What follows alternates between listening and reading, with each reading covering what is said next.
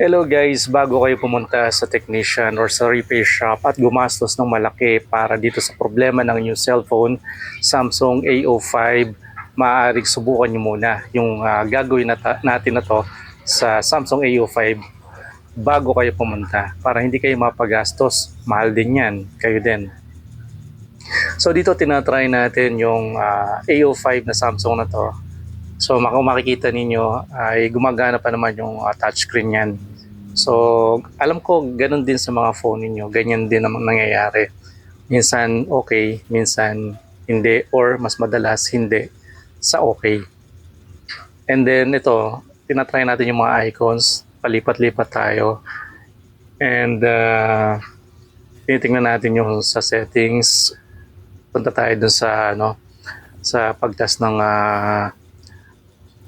tap and hold nung touchscreen Ito ay titingnan lang natin.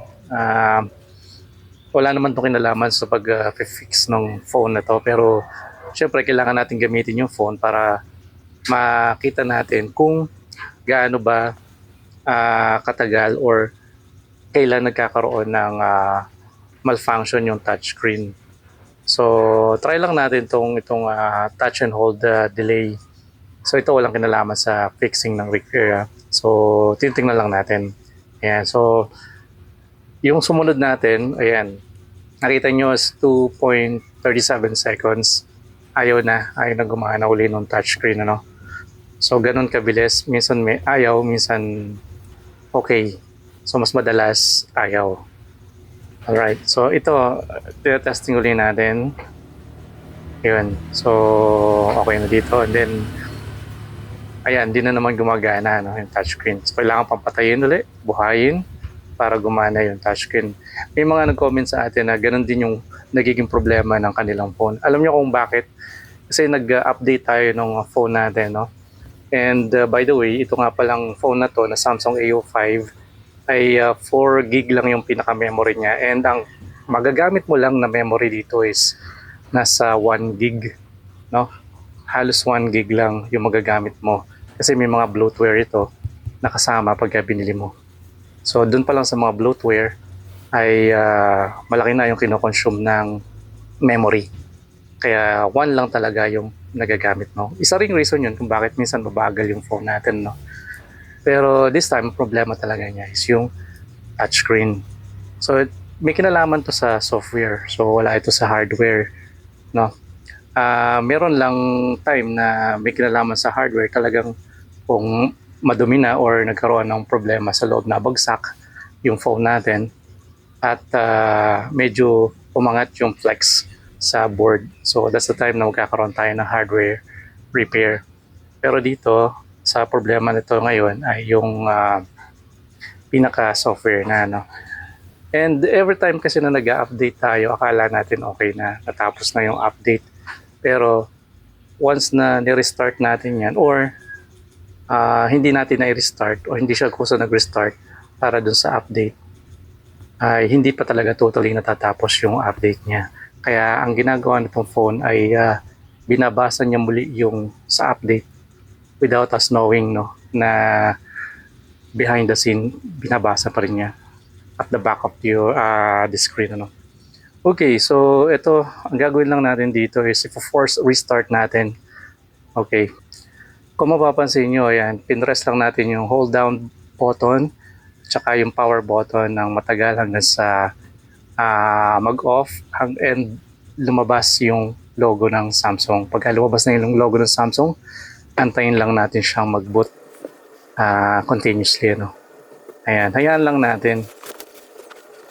Okay, so habang inaantay natin yung pag-boot ng phone na to, medyo matagal lang. Kasi ang gagawin nito is i-update pa niya yung remaining na software na kailangan niyang i-update dun sa phone nyo during the firmware update. Okay, so part na to, ito na. Makikita niyo yung One UI, na-optimize na niya yung mga apps hanggang sa matapos siya mag 100% yung optimization. Okay, ayan na. Antay lang natin yan hanggang sa matapos and then makarecover, ma-restart totally yung phone. Makarecover at gumana na lahat yung mga apps na kailangan ng phone para mag back to normal. Pati mga affected na features ng phone ay may balik sa dati or ma-upgrade niya dahil meron kang update at may enhance pa niya. Okay, so ito na yung pagkakabot niya. Sa ngayon wala pa kasi nga since bagong bukas pa lang, medyo mabagal pa to.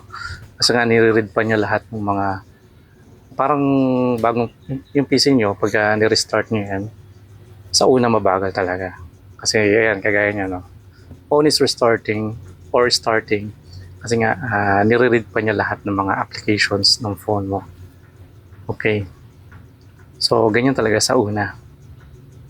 Kaya hindi pa masyadong active yung touch nito. Hintayin lang natin habang nagre-read pa siya. Kaya naglo-load na yung ibang mga nakalagay dun sa screen, ano.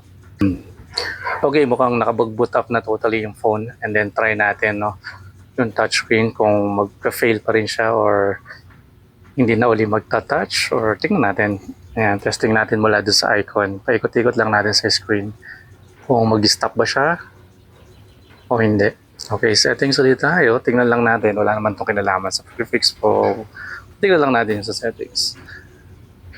Okay, so about the phone, wala lang. Tinatest lang natin dito sa part na to. So, pwede naman natin i-cut yung part na to. No? Tingnan lang natin kasi may times na kahit nag-scroll ka lang, bigla na lang siyang humihinto. Okay, so tinignan natin yung kailan siya na-patch. So that's January 2026, yung last patch niya. And nakompleto lang kanina nung ginawa nating force restart. Okay, ayan. So pansin ko naman, sana maging okay na. Tingnan natin sa games, no? Lalaro tayo ng games na magta-test ng kanyang touch. Itong Black Blast. Okay, so ito lang. Okay, so ulitin ko lang yung power button at saka yung volume down button, pagsasabayin nyo lang yan ng pindot. Hold nyo lang, press nyo lang ng matagal hanggang sa forcibly mag-off yung phone. Okay, so far wala naman ng nagiging problema, no? Hindi siya humihinto hanggang sa laruin lang natin tong games na to para malaman natin yung kung kailan siya hihinto or magkakaroon pa rin ba siya ng problema. Okay, actually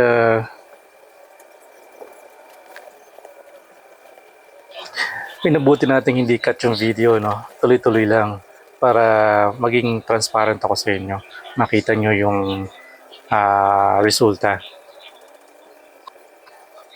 Although naka-fast forward ito, tuloy-tuloy lang kasi napakahaba ng video kung hindi ko siya i-fast forward. So tingnan na lang natin, pakita ko sa inyo na sa tagal na naglalaro ako dito, hindi na nag-freeze yung screen. Okay, as of now, nakapaglaro naman tayo ng 3 games na sa phone na to at mukhang hindi naman umuulit yung sakit niya na nag-freeze. So, bago kayo pumunta sa technician, gawin niyo muna yung tricks na ginawa ko. And then, kung hindi gumana, that's the time pwede kayong pumunta na sa technician. Pero pag gumana, nakasave kayo ng malaki. Thanks for watching at huwag niyong kalimutang mag-like, mag-subscribe sa aking TikTok account or mag-follow sa ating TikTok account and mag-subscribe na rin sa ating YouTube account.